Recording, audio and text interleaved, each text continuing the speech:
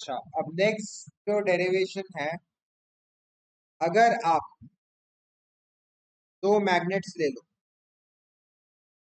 एक मैग्नेट ऐसे और एक मैग्नेट, हम लोग जनरेटर वाला प्रिंसिपल कर रहे हैं। दो परमानेंट मैग्नेट रहता है, इनके बीच में कैसे इस तरह से मैग्नेटिक फील्ड रहेगा, है ना, नॉर्थ टू साउथ। और इसके बीच में अगर मैं एक कॉइल लगा दूं, ऐसे से कॉइल लगा दूं, ये ऐसे से कॉइल बना देता हूं इसमें। चलो, कॉइल मेरा ऐसे सा है, ठीक है।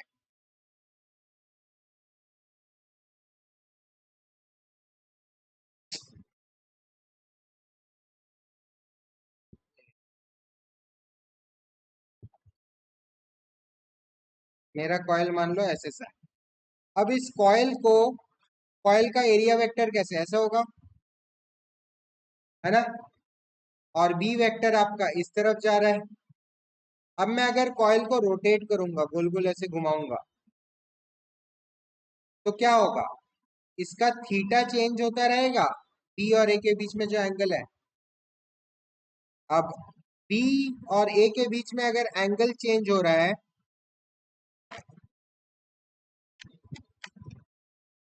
अगर बी और ए के बीच में एंगल चेंज हो रहा है, तो ऑब्वियसली कॉस थीटा भी चेंज होता रहेगा।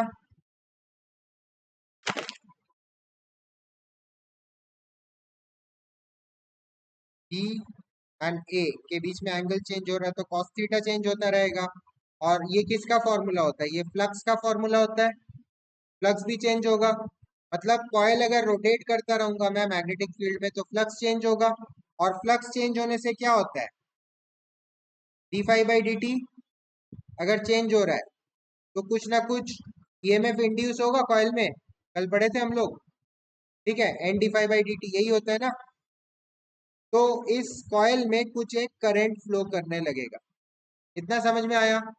अब हम लोग को फाइंड करना है कि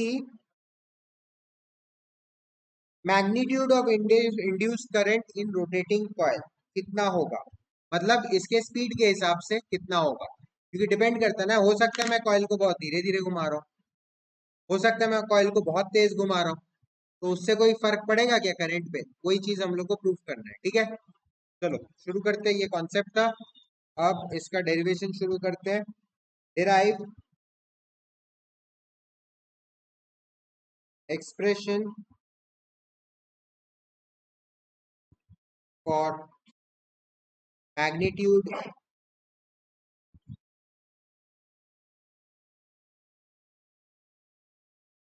of induced current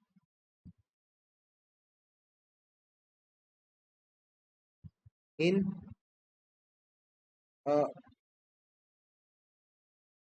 rotating coil. This is the question. सबसे पहले इंड्यूस्ड करंट क्या होता है, minus N by R D phi by D T, where phi, phi क्या है, B A cos theta. B dot A होता है तो बी ए कॉस थीटा, ठीक। अब मैं अगर बी ए कॉस थीटा लिख दिया, तो मैं क्या लिख सकता हूँ इस एक्सप्रेशन को, I induced is equal to minus N by R B, N minus N by R, और फाई के जगह मैं लिख सकता हूँ डी बाई डी टी अंदर बी ए कॉस थीटा, ऐसे लिख सकता हूँ, ठीक है। अब बी तो कांस्टेंट है, एरिया ऑफ द कॉइल भी कांस्टेंट है, तो ये दोनों बाहर निकल आएंगे। Minus N B A by R, और अंदर रह गया D by D T of cos theta.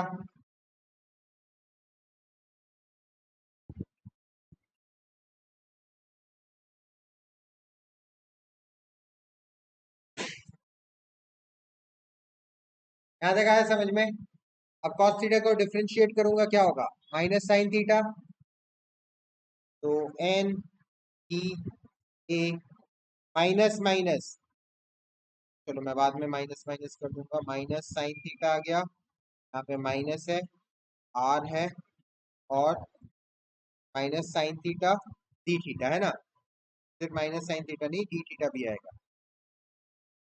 D theta ये आ गया डिफरेंशिएट करके, is equal to I used. ठीक है, यहाँ तक आया। अब माइनस इंटू माइनस प्लस हो जाएगा, ब्रैकेट खोल देते हैं, I induced equal to N B A on R sine theta D theta. अच्छा D theta by D T रहेगा ना, क्योंकि विद रिस्पेक्ट टू टाइम कर रहे थे हम लोग, नीचे भी तो रहेगा। cos थीटा तो माइनस साइन थीटा हो गया, फिर थीटा जब डिफरेंशिएट होगा तो D theta by D T होगा, है ना, तो D theta by D T होगा, तो ध्यान रखना डी टी को भूल मत जाना।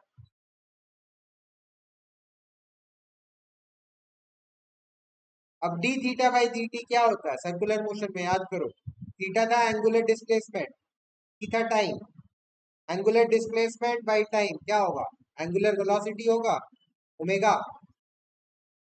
तो यहाँ पे लिख सकते हैं हम लोग, तो इक्वेशन वन दे दो। नाउ सर्कुलर मोशन का कॉन्सेप्ट याद करोगे तो theta by time is equal to omega. ठीक है, तो मैं rate of change of angular momentum d theta by D t को ओमेगा लिख सकता हूं मैं। तो इसको मैं लिख लेता हूँ इक्वेशन, एक काम करो इसको इक्वेशन टू कर लो, इसको इक्वेशन थ्री कर लो। ठीक है, तो मैं आई इंड्यूस को क्या लिख सकता हूँ, I induced is equal to N B A by R, तो वैसे ही आ जाएगा,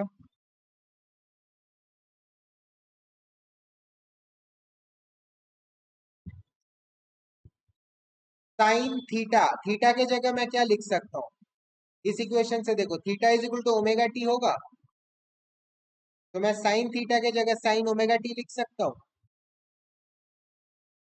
साइन ओमेगा टी। अच्छा यहाँ पे ना कैपिटल टी होता है, this is the time period, ठीक है, तो omega capital T, this is not random any time, this is capital T omega T.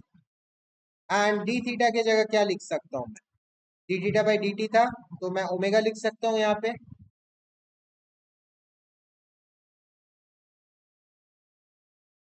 Omega, यहाँ पे लिख लो पुटिंग वैल्यूज, या फिर from one two and three, from one two and three, तीनों equation से मैं ये लिख सकता हूँ। ठीक है, तो इसको थोड़ा अगर मैं रीअरेंज कर दूंगा तो क्या हो जाएगा, एन बी ए ओमेगा, मैं ओमेगा को सामने लेके आ गया, डिवाइडेड बाई आर, और यहाँ पे हो जाएगा साइन ओमेगा,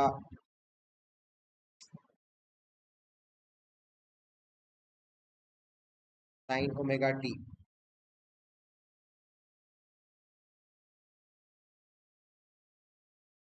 ठीक है, यहाँ पे भी स्मॉल टी कर लो, जरूरत नहीं है, स्मॉल टी कर लो, कोई फर्क नहीं पड़ता ज्यादा। ठीक है, sine omega T implies I induced,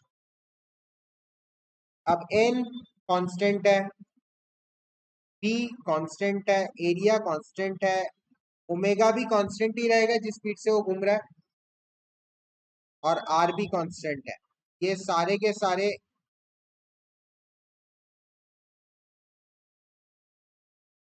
constant है। तो इन सब को मैं डिनोट कर दूंगा as I naught. I naught मतलब maximum value of the current. ठीक है, तो मैं यहाँ लिख देता हूँ, putting N B A omega by R as I naught. I naught क्या हो गया? Max value of current. जैसे जैसे कॉइल घूमेगा ना, करंट ऐसे ऐसे होता रहता है। एसी का ग्राफ देखो, नेक्स्ट चैप्टर एसी है, ये एसी की तैयारी चल रही है। एसी का जो ग्राफ होता है अगले चैप्टर में हम लोग पढ़ेंगे, वो कुछ इस तरह का रहता है। ऐसे ऊपर जाता है, फिर ग्राफ ऐसे नीचे जाता है, फिर ऊपर जाता है, फिर नीचे जाता है। ऑल्टरनेटिंग करंट बोलते हैं इसको। ठीक है, तो इसमें ये जो मैक्सिमम वैल्यू होता है यहां से लेके यहां तक, this is I naught, peak value. तो हमने N B A omega by R को आई नॉट डाल दिया, तो मेरा आई इंड्यूस्ड क्या हो गया? I induced is current at any time. ठीक है, that is equal to I naught मतलब मैक्सिमम जो वैल्यू है करंट का, that multiplied by sine omega.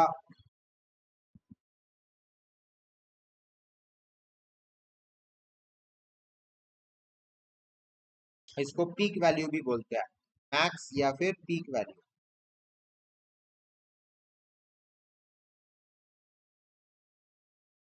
थोड़ा सा समझ में आया क्या? डेरिवेशन इंपॉर्टेंट डेरिवेशन है।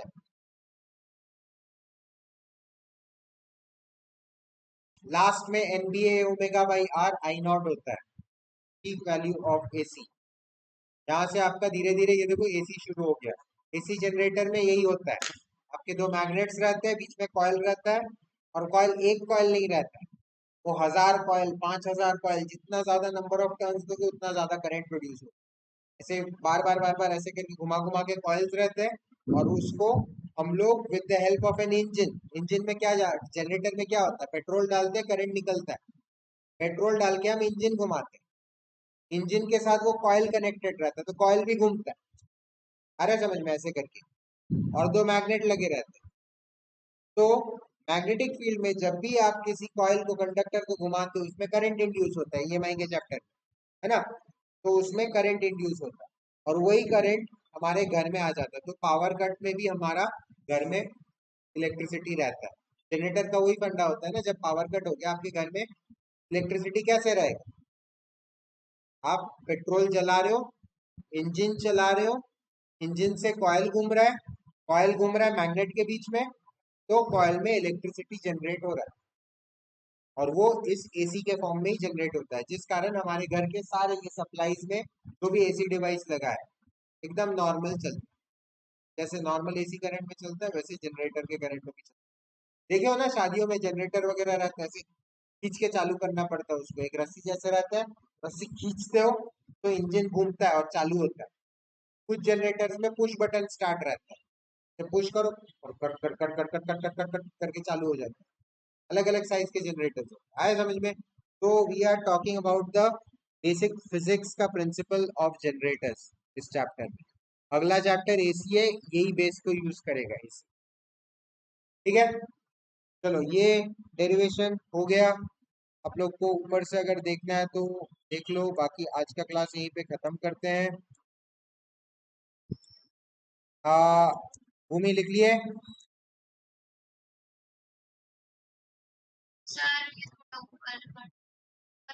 एक मिनट मैं स्क्रॉल कर देता हूँ, उसके बाद रिकॉर्डिंग बंद करके आपको दिखाता हूँ।